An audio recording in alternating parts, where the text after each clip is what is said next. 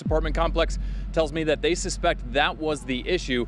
This apartment complex has over 1,500 units. From St. Anthony's Hospital, where he remains in police custody while being treated for injuries.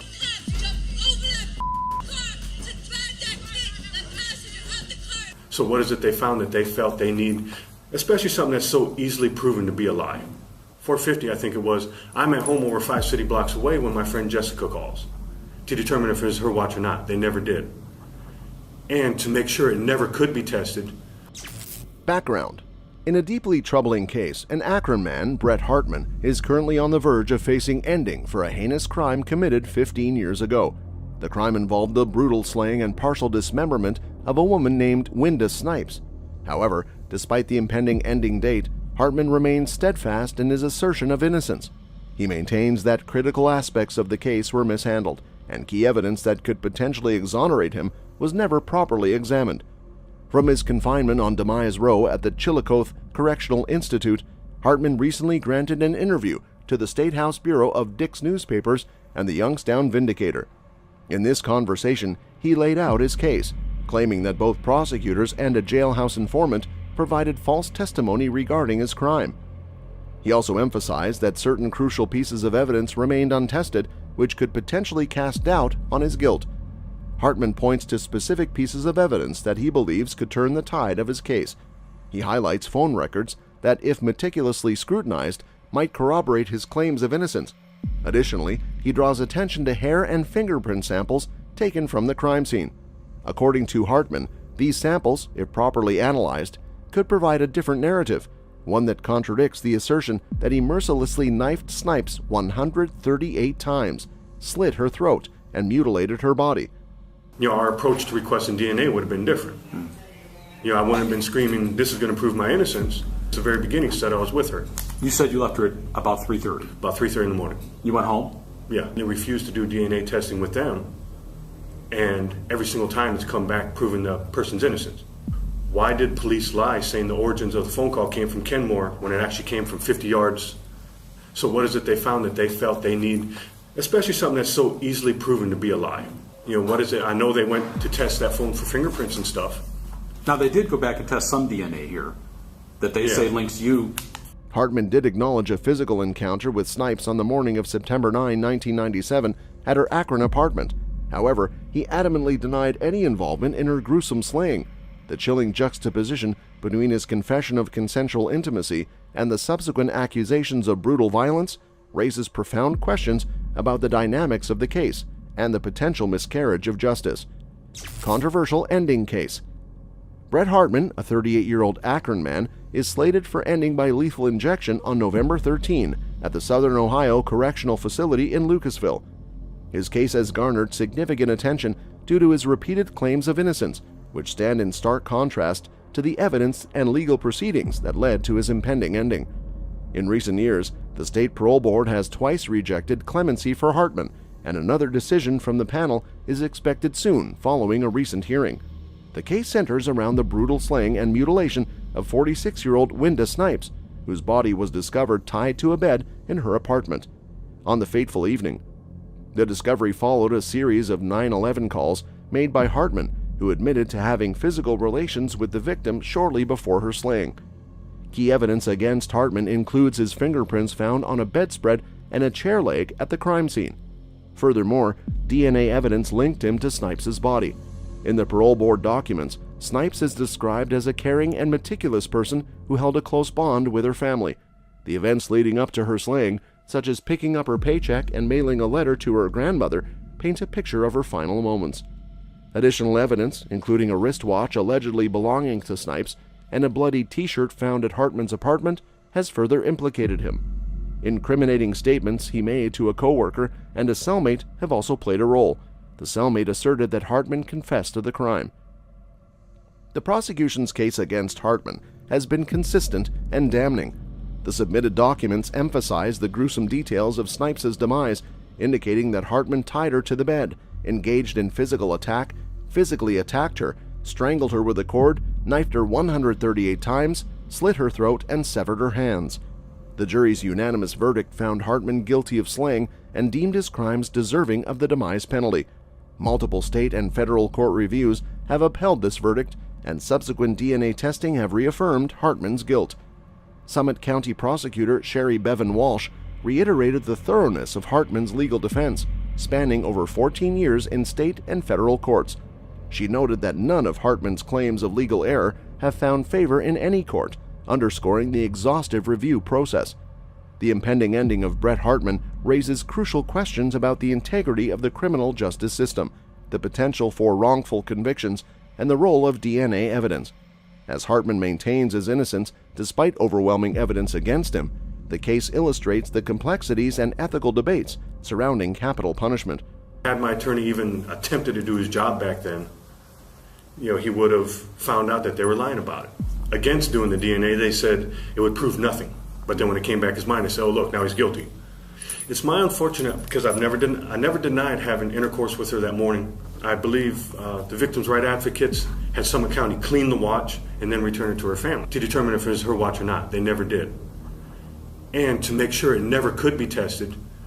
Innocence amid ending. Brett Hartman, who is scheduled for ending on November 13, has maintained his innocence in the slaying of Wynda Snipes in 1997. In an interview conducted on October 10, Hartman shared his perspective on the case, providing an alternative narrative to the prosecution's version of events. Hartman acknowledged having a casual physical relationship with Snipes, stating that they would occasionally meet after drinking at a nearby bar. He admitted to being with her on the morning of the crime, but he asserted that she was alive when he left her. He emphasized that he encountered her lifeless when he returned to her apartment for another rendezvous, and in a panicked state, he grabbed items linking him to the scene and fled. Hartman explained that he hesitated to call the police immediately due to his fear of arrest over existing warrants, given his background of living among bikers and meth users and growing up in an environment where involving the police was discouraged. He challenged the logic behind certain pieces of evidence presented against him. Hartman questioned why he would leave a watch and a bloody t-shirt at his apartment for authorities to find, while allegedly hiding more incriminating evidence. He argued that if he were truly responsible, he would have concealed all evidence consistently. Hartman also asserted that phone records could prove he was at home during the time of the slaying, which could contradict the prosecution's timeline. He criticized law enforcement for not adequately testing fingerprints, hair, and other evidence from the crime scene that could potentially point to another perpetrator. Additionally, he denied making self-incriminating statements to a coworker or a cellmate. Through that entire day, phone records prove I was at my apartment that entire day. But basically throughout the entire day, there's phone calls proving I was there. It wasn't a quick stabbing or a shooting. Whoever murdered her took a long period of time to do it. Prosecutor's office asked the BCI to do testing, and the BCI mysteriously failed to do it. But ask why. Why are they hiding? Why are they lying so much? Why are they refusing to test DNA? But the main thing I want to do is have people ask why. Whether people want to believe I'm innocent or not. Regarding his stance on the demise penalty, Hartman expressed his opposition, describing the process as deeply flawed and influenced by politics rather than justice. He shared his perspective on the transformation that occurs among those on demise row, highlighting the support and camaraderie he has witnessed among fellow inmates. When asked about the impact on the family and friends of the victim, Hartman empathized with their pain and trauma, drawing from his own experience of losing his mother and sister. Despite the gravity of the situation, he remained steadfast in proclaiming his innocence, expressing his heartfelt sympathy for the loss suffered by Snipes' loved ones while maintaining his own version of events. As Hartman's ending date draws closer, his case underscores the complexities and uncertainties inherent in the criminal justice system, particularly in capital punishment cases. His unwavering claims of innocence raise important questions about the thoroughness of investigations, the reliability of evidence, and the potential for wrongful convictions. Doubts and controversies. Brett Hartman's final meal, known as a special meal in Ohio, included steak with sautéed mushrooms, fried shrimp, macaroni and cheese, a baked potato with butter and sour cream, Rainforest Crunch cereal, cans of Pepsi and Dr. Pepper, and a bowl of honeycomb cereal. This meal marks the culmination of a contentious legal battle that ultimately led to his ending, making him the 49th inmate put to demise in Ohio since endings resumed in 1999. Hartman's journey to ending has been fraught with legal twists and turns. In 2009, he came close to ending before federal courts granted him the opportunity to pursue an innocence claim. Subsequent efforts to delay the ending included a federal lawsuit challenging Ohio's ending policy. The Ohio Parole Board, however, denied Hartman's requests for clemency 3 times, emphasizing the brutality of Wynda Snipes' slaying and what they deemed as overwhelming evidence of Hartman's guilt. Amid these legal battles, questions about Hartman's guilt persists. His legal team has consistently pointed out that crucial evidence from the crime scene and Snipes' body has never been tested, raising concerns about his potential innocence. And then you went back and walked in and found her. That's what you said happened? Yeah. Middle of when all this is happening, I'm at home when the phone rings. If it's such a critical piece of evidence, it had an elastic band on it. So elastic bands trap hair, yet they made sure to get rid of it so that it could never be tested. But it's easily tested. It could have easily been tested. They found this T-shirt in your apartment. They say that the bloodstains that were on it... I lied to the police when they first were questioning me because I didn't think they'd believe me. This includes fingerprints found on a clock and a mop handle, which Hartman's attorneys argue could potentially implicate an alternate suspect. Hartman's defense presents 3 key arguments. First, they suggest his tumultuous early life, characterized by abandonment and isolation, could have had a profound impact on his behavior. Second, his exemplary conduct in prison, marked by religious studies, artistic development, and community service, reflects a transformative journey. Lastly, they contend that his innocence claim deserves serious consideration. The state, however, rebuts these points, maintaining the strength of the evidence against Hartman. They emphasize that courts have consistently upheld his conviction and demise sentence. The state also points out Hartman's alleged lack of remorse and refusal to take responsibility for the crime.